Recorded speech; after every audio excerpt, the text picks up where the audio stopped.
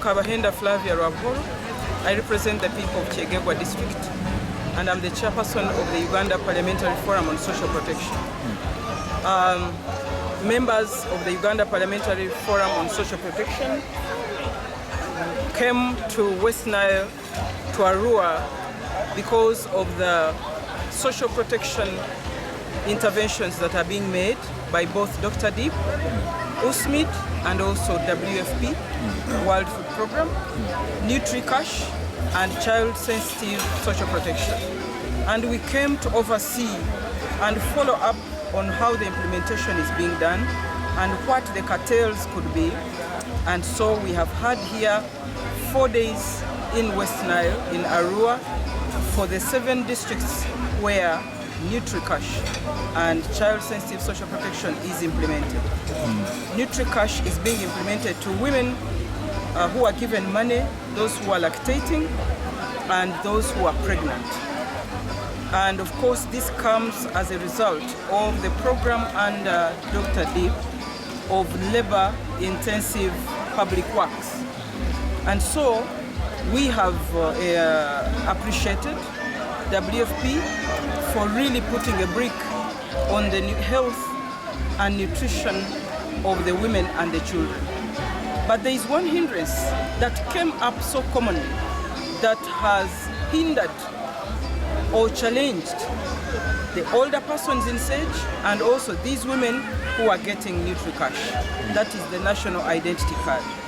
Because very many Ugandans don't have national identity cards for various reasons, one of which is they were not aware that the national ID would be a matter.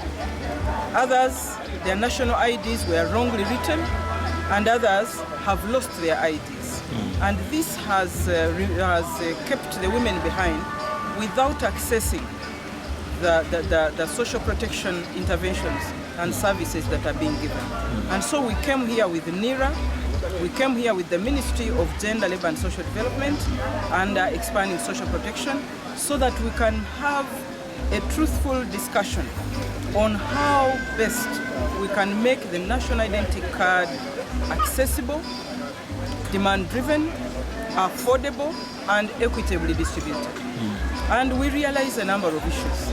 That the NIRA is underfunded, they don't have appropriate financing, they don't have appropriate staffing, and as if that is not enough, 112 districts out of 146 are the ones with NIRA offices. And more so, the office in Arua is running 5 districts of the West Nile. And for 4 staff who are at NIRA office in Arua, that is very overwhelming in terms of service delivery, in terms of financing, in terms of effectiveness and timeliness.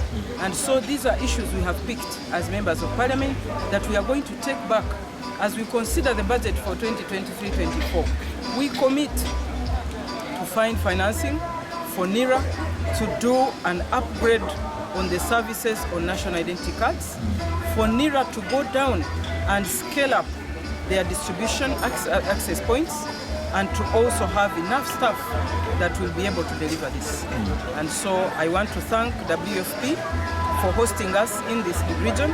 I want to thank the members of parliament of West Nile, and I want to thank the staff and all members that were here, the local government, chairpersons 5, the COWs, the RDCs.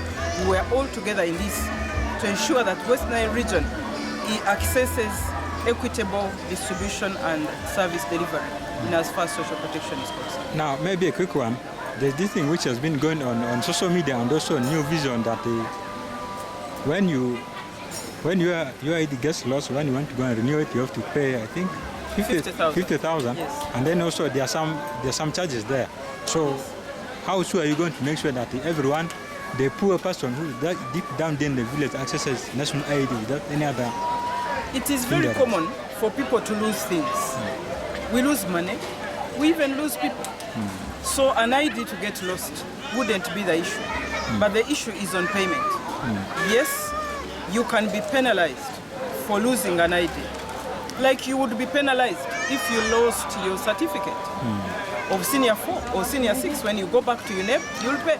So you mean that's now like some kind of bylaw or it's already there? So it is in the policy that there will be a fee levied from whoever loses that document. And so while that is good for government to have some resources, it is exclusive for people who are vulnerable. Because first of all, you must go and pay this money to the bank. I have gone to regions where there are no banks.